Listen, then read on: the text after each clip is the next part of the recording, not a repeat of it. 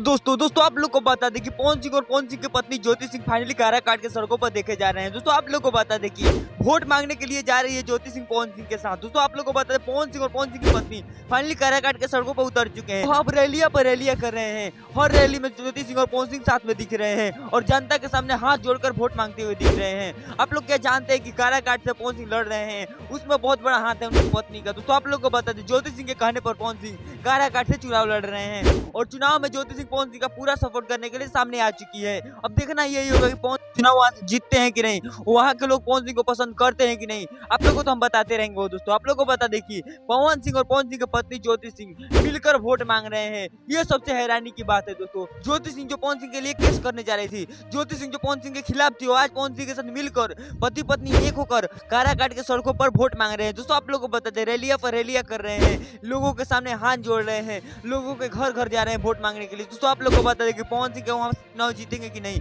क्या ज्योति सिंह पवन सिंह का सपोर्ट वैसे ही करती रहेगी कि नहीं। दोस्तों आप लोग को बता दें सारी अपडेट हम लोग को देते रहेंगे। हमारे चैनल पर चैनल को सब्सक्राइब कर लीजिएगा। मिलते हैं दोस्तों किसी नए वीडियो में किसी नए टॉपिक के साथ, तब तक के लिए बाय।